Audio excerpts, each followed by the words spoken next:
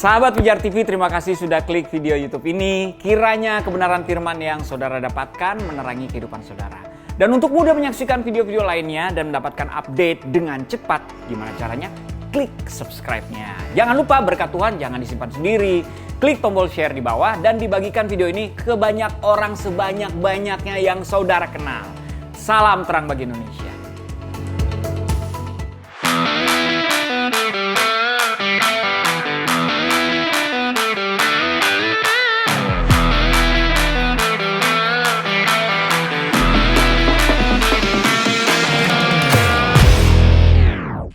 Yo, selamat bergabung di Jesus is the Answer bareng gue Christopher Tapiheru. Program ini dibuat untuk menjawab pertanyaan-pertanyaan unik, sederhana, sehari-hari, namun penting untuk dijawab berdasarkan kebenaran firman Tuhan. Program ini didukung oleh The Messenger Clothing dan Patrobas Shoes, sepatu buatan lokal Indonesia yang membanggakan. Teman-teman bisa dapetin kaos yang gue pakai ini online at Messenger Store. Patrobas Shoes juga bisa kamu dapatkan secara online di Shopee atau Tokopedia. Teman-teman juga bisa dapetin kaos dan sepatu ini gratis dengan mengirimkan pertanyaan, cerita pengalamanmu, atau mengirimkan permohonan doamu ke nomor WhatsApp di bawah setelah menonton program ini. Yang terpilih akan mendapatkan giveaway dari kolaborasi Pijar TV bareng The Messenger dan juga Patrobas. Kali ini kita akan membahas tentang Alkitab, pengetahuan atau penuntun hidup. Tapi sebelumnya kita akan saksikan apa jadinya kalau sahabat muda Pijar ditanya soal berikut ini.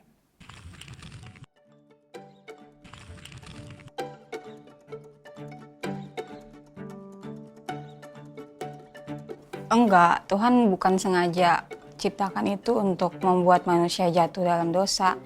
Tapi ada tujuan Tuhan untuk menguji ketaatan manusia kepada perintahnya Tuhan. Sebenarnya sih banyak pohon sih yang lain sih, nggak cuma pengetahuan doang. Tapi kenapa harus jatuh di pengetahuan? Gue juga sebenarnya nggak tahu, gue nggak paham soal itu. Enggak juga sih, tapi manusia itu dikasih free will sama Tuhan. Jadi sebenarnya manusia dikasih pilihan itu untuk lebih mau taat kepada Tuhan atau tidak. Jadi sebenarnya kalau udah yang terjadi itu udah dalam ketetapannya Tuhan. Tidak, karena pada saat itu gue juga nggak tahu sih Tuhan alasannya apa buat pohon itu. Mungkin iya ya, supaya tergoda imannya mungkin. Enggak, Tuhan menciptakan semuanya baik adanya. Menurut gue sih enggak ya. Enggak, pohon pengetahuan itu diciptakan tentu ada tujuannya, bukan untuk membuat manusia jatuh ke dalam dosa, tetapi akhirnya dimakan oleh manusia dan itu yang membuat mereka melanggar perintah. Dua pertanyaan menarik ya. Jadi apakah Tuhan menciptakan pohon pengetahuan untuk sengaja membuat manusia jatuh? Di kisah ini, ya ini salah satu bagian kisah di Alkitab, di permulaan Alkitab. Ya langsung membuat segala sesuatu jadi menyebalkan sebenarnya. Karena itu salah kita sendiri. Ya kita memilih untuk nggak dengerin apa yang Tuhan bilang. Ya ini dalam konteks bicara tentang Alkitab sebagai penuntun hidup. Kalau kita nggak dengerin Tuhan, ya semuanya akan berantakan. Dan ini adalah contohnya. Ya bagaimana ketika Tuhan kasih pilihan gitu, lu mau dengerin gua atau lu nggak mau dengerin gua, akhirnya manusia malah pilih nggak dengerin Tuhan dan akhirnya semuanya berantakan. Tapi ini yang menarik adalah apa? Tuhan bukan sengaja membuat kita jatuh ya dengan menciptakan pohon ini. Justru malah Tuhan mau mengangkat kita dengan cara menyelamatkan kita walaupun kita telah terjatuh. Ya untuk menyalahkan Tuhan, ya penting untuk gue bagiin satu hal ini mungkin penting buat kita menyadari bahwa gini, untuk menyalahkan adalah itu kecenderungan manusia. Ya dari awal ketika Tuhan bertanya kepada Adam, ya kenapa lu makan tuh buah? Adam bilang, tuh perempuan itu yang suruh saya makan. Dan bukan cuma perempuan itu, Adam bahkan bukan hanya menyalahkan sesama manusia, tapi dia berusaha menyalahkan Tuhan. Dia bilang perempuan yang engkau berikan kepadaku. Ya, coba engkau kasih perempuan yang lain, kayak kisahnya nggak kayak gini. Jadi dia coba nyalain Tuhan juga. Bayangin, itu kecenderungan manusia untuk menyalahkan yang lain, ya sesamanya, ya dan bahkan coba nyalain Tuhan. Dan ketika Tuhan bertanya kepada Hawa, ya Hawa bilang ular itu yang memperdayakan saya sehingga aku makan.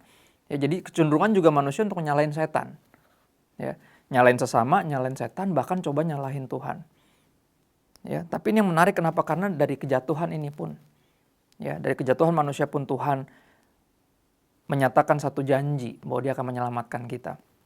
Di Kejadian 3 ayat 15, Tuhan berkata seperti ini, aku akan mengadakan permusuhan antara engkau dan perempuan ini, antara keturunanmu dan keturunannya. Keturunannya akan meremukkan kepalamu. Jadi keturunan dari perempuan ini akan meremukkan kepala iblis, kepala ular.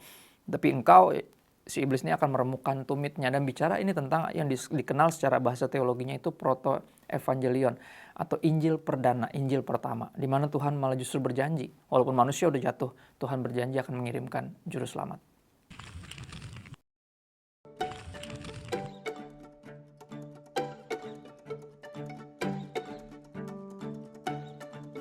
Sebelum Alkitab ada, cara kenal Tuhan. Sebelum Alkitab ada. Aduh, kurang tahu gua. Dari terjun langsung ya dengan Yesus sendiri. Kan langsung dengan Tuhan. Oh, melalui pernyataan diri Allah. Sebelum Alkitab ada, Alkitab mencatat Allah sendiri melalui malaikatnya, melalui utusannya, menyatakan dirinya kepada manusia. Melalui nabi-nabi mungkin. Sebelum Alkitab ada, ya lewat perjalanan yang gue tahu ya, lewat perjalanan mungkin murid-murid Tuhan, bagian sharing apa yang mereka lewatin bersama Tuhan. Dengan Allah yang hadir melalui suara ataupun melalui malaikat, memberitahukan kepada manusia itu sendiri. Dengan nabi-nabi. Melalui para nabi, kesaksian para nabi. Sebelum Alkitab ada, gimana caranya orang-orang kenal Tuhan? Jawaban dari sahabat muda pijar bagus-bagus. Ada yang bilang Tuhan ngomong langsung, ya melalui malaikat, juga khususnya melalui para nabi. Ya itu jawabannya, Tuhan berfirman utamanya melalui perantaraan para nabi. Nabi dikenal sebagai penyambung lidah Tuhan. Ya dia menyampaikan apa yang Tuhan mau sampaikan kepada umatnya. Di Lukas 16 ayat 27-31, di satu bagian yang berjudul orang kaya dan Lazarus yang miskin. Ya. Berakhir di kisah ini, orang kaya ini berakhir di Sheol, ya tempat penyiksaan semacam seperti neraka gitu. Terus orang ini ngomong, memohon kepada Bapak Abraham yang ada di seberang sana, di Firdaus. Ya. Dia minta tolong gini, kata orang itu, kalau demikian aku minta kepadamu Bapak, supaya engkau menyuruh dia ke rumah ayahku, menyuruh orang si Lazarus yang miskin ini disuruh bangkit lagi. Dia bilang untuk memperingatkan, ya menyuruh dia ke rumah ayahku sebab masih ada 5 orang saudaraku, supaya ia memperingati mereka dengan sungguh-sungguh agar mereka jangan masuk kelak ke dalam tempat penderitaan ini. Tapi kata Abraham, ada pada mereka kesaksian Musa dan para nabi. Baiklah mereka mendengarkan kesaksian itu. Ya jadi ada, Tuhan udah berfirman lewat para nabinya. Ya hendaklah dia memperhatikan firman Tuhan melalui para nabi. Jawab orang itu, tidak Bapak Abraham. Tetapi jika ada seorang yang datang dari antara orang mati kepada mereka, kalau ada yang bangkit dari kematian dan ngomong sama mereka, mereka akan bertobat. Menarik apa yang Abraham bilang, kata Abraham kepadanya, jika mereka tidak mendengarkan kesaksian Musa dan para nabi, mereka tidak juga akan mau diyakinkan sekalipun oleh seorang yang bangkit dari antara orang mati. Ya, dia bicara tentang siapa? Tentu bicara tentang Yesus Kristus. Yesus yang akan bangkit dari kematian. Istilah kalau firman Tuhan melalui para nabi nggak kita dengerin, apa yang Yesus, kehadiran Yesus pun di dunia juga akan diabaikan. Ya, akan diragukan, akan dianggap remeh, akan dianggap nggak penting. Padahal Yesus adalah kita kenal sebagai firman Tuhan yang menjadi manusia. Ya, Tuhan berfirman langsung. Ya, kepada Abraham dia ngomong langsung. Berfirman melalui para malaikat. Ya, dan juga berikutnya para nabi. Dan sampai tentunya Yesus. Ya, firman Tuhan jadi manusia. Tapi itu dia, pada akhirnya kita cenderung nggak mau dengerin sedihnya. Ya, padahal itu cara satu-satunya kita bisa mengenal siapa yang kita sembah. Bapa kita yang di sorga, yaitu Tuhan, melalui Yesus Kristus.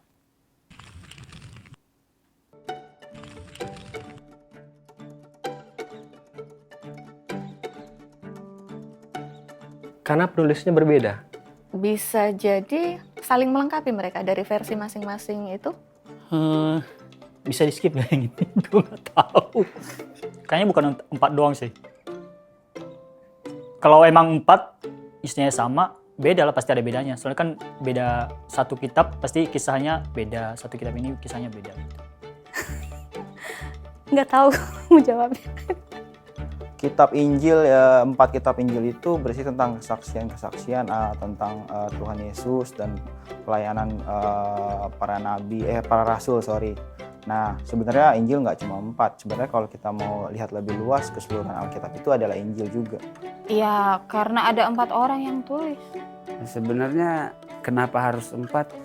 Bukan hanya 4 lebih malah sebenarnya. Tapi yang kita kenal Injil itu ada 4 karena mereka menulis hal yang sama dari sudut yang berbeda-beda. Karena 4 orang ini karakternya berbeda ya. Jadi ada yang dari dokter, terus pemungut cukai. Ya, mungkin kesaksian mereka menurut pekerjaan mereka masing-masing. Karena setiap penulis yang menulis itu berdasarkan pengalaman pribadi mereka bersama dengan Tuhan Yesus pada zaman itu. Kenapa kitab Injil harus ada 4 padahal isinya sama? Menarik jawaban sahabat muda Pijar, menurutku bagus-bagus. Ya, pada kenyataannya kenapa ada 4? Karena sebenarnya isinya nggak sama. Walaupun menulis tentang hal yang sama. Ya, keempat Injil menulis tentang hal yang sama, tapi ditulis oleh orang-orang yang berbeda. Masing-masing ditulis oleh orang yang berbeda dari sudut pandang personal masing-masing. Ya, makanya detail-detailnya akan sangat berbeda, tapi tentang hal yang sama.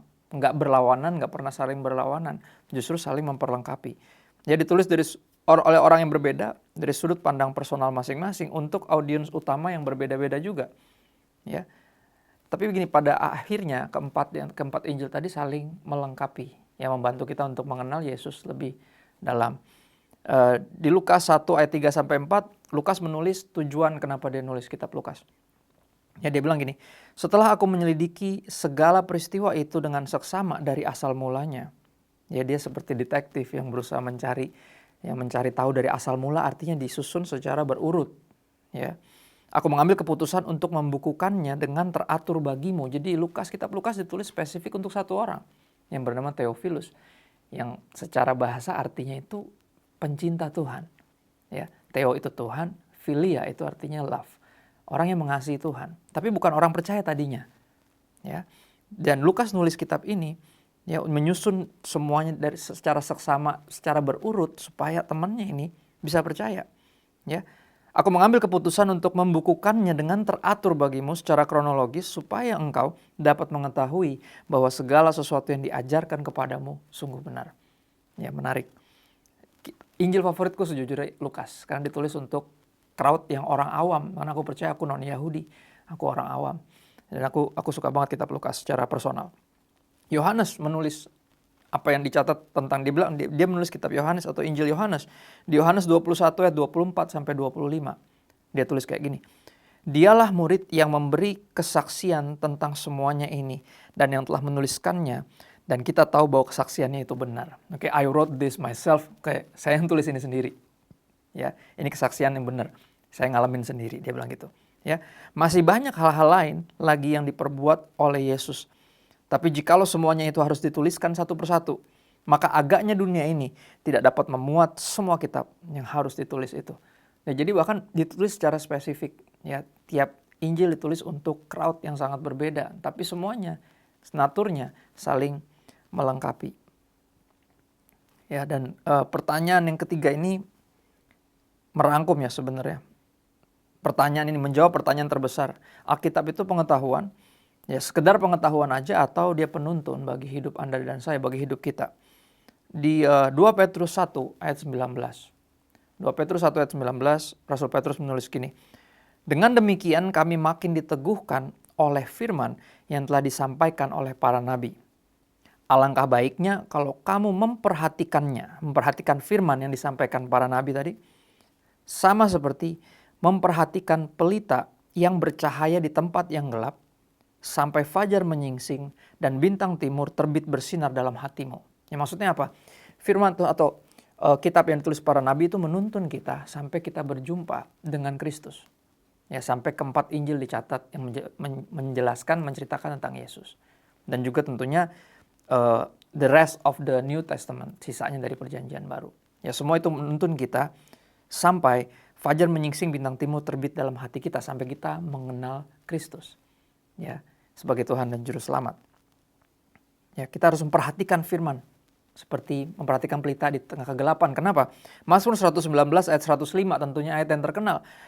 Firman-Mu itu pelita bagi kakiku dan terang bagi jalanku. Dunia ini gelap, teman-teman. Ya, kalau kita memperlakukan Alkitab atau firman Tuhan cuma sebagai tambahan pengetahuan, kita nggak akan diuntungkan karena utamanya firman Tuhan adalah penuntun. Ya, penuntun. Penuntun kita kepada Bapa. Ya, utamanya menuntun kita kepada Bapa melalui Yesus Kristus. Di Yohanes 1 ayat 1 dan ayat 14 yang tadi aku udah sempat kutip, ya dikatakan gini, pada mulanya adalah firman, firman itu bersama-sama dengan Allah, dan firman itu adalah Allah. Pada mulanya adalah firman. Ya, firman itu adalah Tuhan sendiri. Firman Tuhan adalah Tuhan. Firman itu, ayat 14, telah jadi manusia. Ya, dan diam di antara kita, dan kita telah melihat kemuliaannya, yaitu kemuliaan yang diberikan kepadanya sebagai anak tunggal Bapa, penuh kasih karunia dan kebenaran. Berbicara tentang siapa? Yesus. Yesus adalah firman yang jadi manusia. Jadi jelas Alkitab bukan cuma sekedar tambahan informasi, bukan cuma sekedar pengetahuan, tapi mestinya membawa kita berjumpa dengan Kristus dan menghasilkan transformasi dalam kehidupan kita. Sahabat Pijar TV, senang banget di waktu yang singkat ini kita bisa menjawab pertanyaan-pertanyaan mengenai Alkitab, pengetahuan, atau penuntun hidup. Program ini bisa diproduksi karena dukungan sahabat sekalian terhadap pelayanan Pijar TV. Dukungan doa, ide, bahkan dana sahabat sekalian akan terus memampukan kami memproduksi dan menyiarkan program ini. Bagi sahabat yang tergerak berpartisipasi mendukung pelayanan kami dalam dana, silakan berkontribusi ke nomor rekening yang tertera. Seberapapun donasi sahabat sangat memberkati pelayanan media ini. Kami akan kembali lagi di Jesus is the Answer minggu depan, di hari dan jam yang sama untuk membahas pertanyaan-pertanyaan menarik lainnya. So don't miss it. Salam terang bagi Indonesia.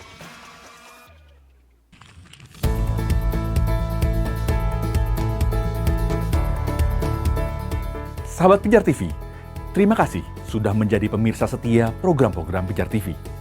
Kami sungguh rindu agar saudara bukan saja diberkati dengan menyaksikan program-program ini, tetapi juga dapat berinteraksi dengan kami untuk berdiskusi dan bahkan didoakan melalui WhatsApp dan telepon yang tertera di layar kaca ini. Hubungi kami sekarang juga melalui WhatsApp. Tim Respon Pijar TV siap untuk melayani saudara. Salam terang bagi Indonesia.